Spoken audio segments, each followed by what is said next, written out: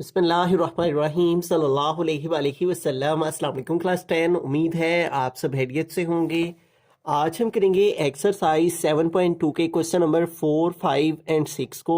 इससे कबल हम प्रीवियस वीडियोस में एक्सरसाइज 7.2 के क्वेश्चन नंबर 1, 2, 3 को डिस्कस कर चुके हैं। इनका लिंक मैंने डिस्क्रिप्शन में दे दिया है, आप इनसे लेटर भी लेक्चर ले सकते हैं।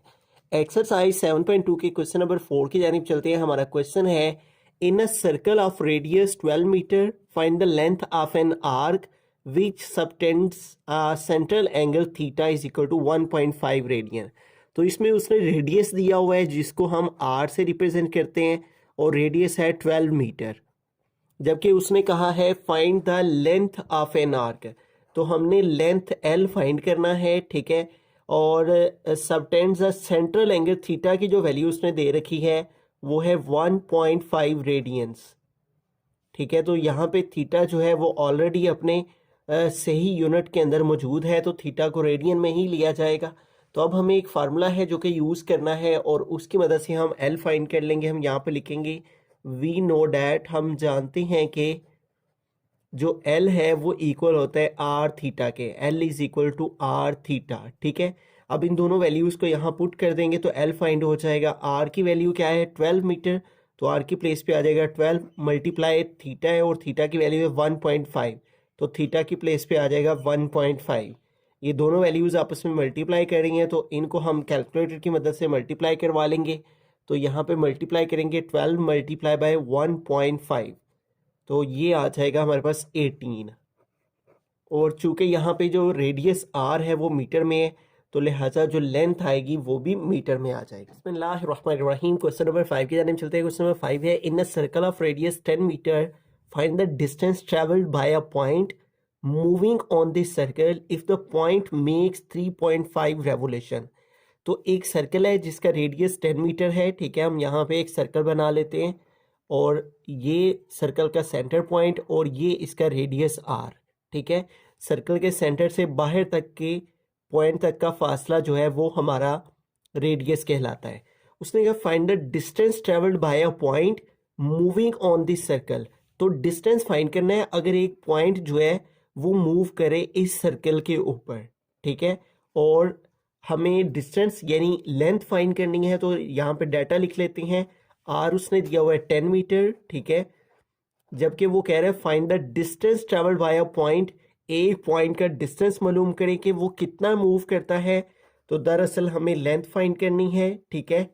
और if the point makes 3.5 revolution, ये पॉइंट है और ये पॉइंट, रेवोल्यूशन का मतलब है चक्कर, ठीक है। यानी ये 3.5 रेवोल्यूशन लगाता है इस तरह।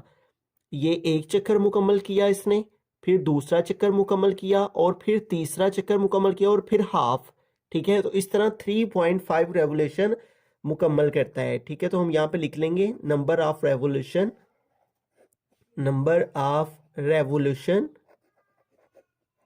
और वो कितने हैं 3.5, यानी 3 मुकम्मल और फिर हाफ 3.5, ठीक है। अब हमें ये जो रेवोल्यूशन है इससे हमें थीटा की वैल्यू निकालनी है, ठीक है। अगर हम बुक पे देखें तो यहाँ पे हमारे पास बुक पे जो यहाँ पे एग्जाम्पल दी गई है, एग्जाम्पल नंबर 2, इसमें भी उसने यही कहा है find the distance by a cyclist moving on a circle of radius 15 metre if he makes 3.5 revolution. तो इसमें भी वो यही कह रहा है कि डिस्टेंस कितना ट्रेवल किया, तो हमें एल फाइंड करना है और जो रेडियस है वो 15 मीटर है, और इफ ही मेक्स 3.5 रेवोल्यूशन, तो वो कितना रेवोल्यूशन, कितने चक्कर लगाता है 3.5 रेवोल्यूशन। अब हमें ये मालूम होना चाहिए कि 1 रेवोल्यूशन किसके इक्वल होता है 2 पाई रेडियन के, तो ये आपको याद रखना है, ठीक है। तो एंगल ऑफ 1 रेवोल्यूशन जो होता है, यानी एक चक्कर, जब कोई सर्कल जो है वो एक चक्कर मुकम्मल करे तो उसका जो एंगल बनता है, एंगल ऑफ 1 रेवोल्यूशन, तो वो इक्वल होता है 2 पाई रेडियन के, ठीक है। एक चक्कर का जो एंगल बनेगा वो 2 पाई रेडियन बनेगा। तो यहाँ पे कितने चक्कर हैं 3.5 रेवोल्यूशन है, तो हमें एंगल निकालना है एंगल ऑफ 3.5 रेवोल्यूशन। हमें ये मालूम करना है कि 3.5 रेवोल्यूशन पर कितना एंगल बनेगा, तो हम एक रेवोल्यूशन का जो एंगल है उसको मल्टीप्लाई कर देंगे 3.5 रेवोल्यूशन के साथ, तो हमें मालूम हो जाएगा कि 3.5 रेवोल्यूशन जो है वो कितने डिग्री का, कितने एंगल का बनेगा। ठीक है, तो हम कैलकुलेटर की मदद से 2 पाई को 2 मल्टीप्लाई 3.5, तो ये आ जाएगा 7 और साथ आ जाएगा पाई। ठीक है, हमने 2 को मल्टीप्लाई कर दिया 3.5 से और साथ में आ गया पाई। तो इस तरह जो थीटा की वैल्यू है हमारे पास वो इक्वल आ गई 7 पाई और रेडियंस। ठीक है, अब हमें सिंपली फॉर्मूला लगा लेना है। हम यहाँ पर लिखेंगे वी नो डैट कि जो एल है हमारा वो इक्वल होता है आर थीटा के। अब हमें वैल्यूज पुट कर लेनी है इसके अंदर। ठीक है, L is equal to R, तो आर की वैल्यू है 10 मीटर, तो यहाँ आर की प्लेस पे आ गया 10 मल्टीप्लाई थीटा है, और थीटा किसके इक्वल है 7 पाई के, तो थीटा की प्लेस पे आ गया 7 पाई। अब इन तीनों वैल्यूज को मल्टीप्लाई कर लेंगे, एल इज इक्वल टू, तो हम कैलकुलेटर की मदद से मल्टीप्लिकेशन कर लेंगे 10 मल्टीप्लाई 7 मल्टीप्लाई पाई। ठीक है, और आपके कैलकुलेटर के ऊपर भी पाई का बटन मौजूद है। शिफ्ट को प्रेस करके यहाँ बॉटम में जो है वो पाई का बटन मौजूद होता है, शिफ्ट को प्रेस करके पाई वाले बटन को प्रेस करेंगे तो पाई आ जाएगा। तो इन तीनों वैल्यूज को हमने मल्टीप्लाई किया तो ये हमारे पास आ गया 219.9। ठीक है, और चूंकि हमारा जो रेडियस है वो उसने दिया हुआ है मीटर में, तो ये जो हमारे पास वैल्यू आई है ये भी मीटर में है, और इसको हम अगर 219.9 को राउंड ऑफ करें तो राउंड ऑफ करके ये 220 हो जाएगा। ठीक है, पॉइंट के बाद 9 है, 5 या 5 से ग्रेटर नंबर हो तो प्रीवियस नंबर में 1 ऐड हो जाता है, और इस तरह से रेडियस का जो यूनिट था वो मीटर था और लेंथ का यूनिट भी आ गया साथ में मीटर। बिस्मिल्लाहिर्रहमानिर्रहीम। क्वेश्चन नंबर 6 की हम चलते हैं। क्वेश्चन नंबर 6 है, what is the circular measure of the angle between the hands of the watch at 3 o'clock।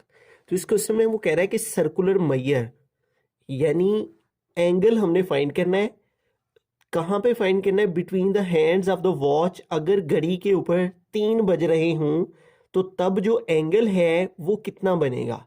ठीक है, तो हम यहाँ पे रफ सी एक वॉच बना लेते हैं। ये हमारे पास इस तरह से एक वॉच आ गई, और इस वॉच के ऊपर वो कह रहा है कि 3 o'clock बजे हुए हैं। अब ये हमारे पास वॉच होती है, और यहाँ पे 1 2 3 और यहाँ पे 12 होता है। ठीक है, तो जो हमारे पास आवर हैंड है वो हमारे पास यहाँ पे जो है वो 3 के ऊपर होती है, और जो मिनट हैंड है वो हमारे पास 12 के ऊपर होती है।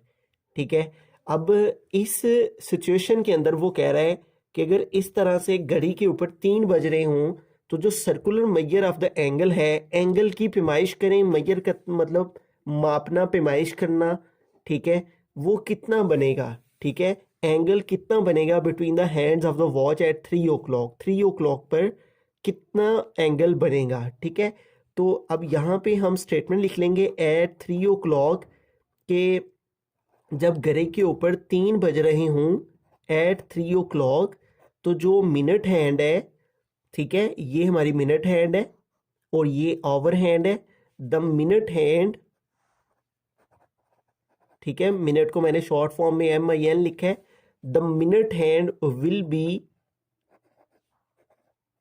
एट 12, कि जब घड़ी के ऊपर 3 बज रहे हों तो जो मिनट हैंड है विल बी एट 12, वो 12 पर होगी। ठीक है, एंड आवर हैंड, ठीक है, hour hand will be at 3। ठीक है, और जो आवर हैंड है वो 3 के ऊपर होगी। ठीक है, विल बी एट 3, तो the angle between the hands, the angle between the hands of watch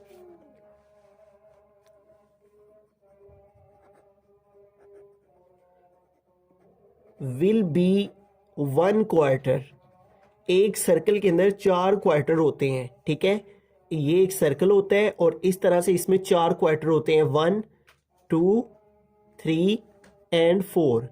तो इस तरह से जब 3 बज रहे हूं तो 1 क्वार्टर मुकम्मल होता है, ठीक है।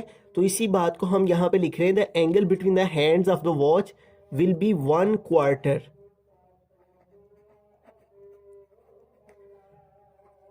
ऑफ द सेंट्रल एंगल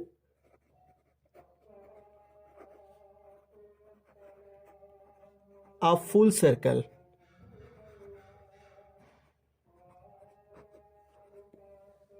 अब हमें क्या करना है, यहाँ पे ये जो हमारे पास इतना पोर्शन है, अगर सर्कल में 4 क्वाड्रेंट हैं, ठीक है, इस तरह से, तो हमें जस्ट इस क्वार्टर का जो है वो एंगल फाइंड करना है, ठीक है।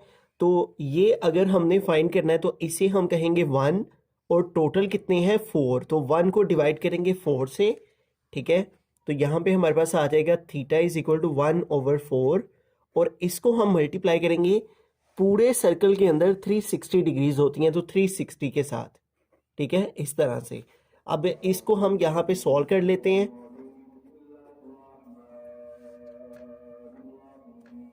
अब इसकी कटिंग कर लेंगे, 4 1s are 4 और 4 9s are 36, और साथ में ये 0 आ गया, तो 490 टाइम जो है वो 360। अब थीटा की वैल्यू जो है वो हमें डिग्री के बजाय रेडियन में लेना होती है, तो इसको रेडियन में कन्वर्ट करने के लिए हम π/180 के साथ मल्टीप्लाई कर देंगे, ठीक है।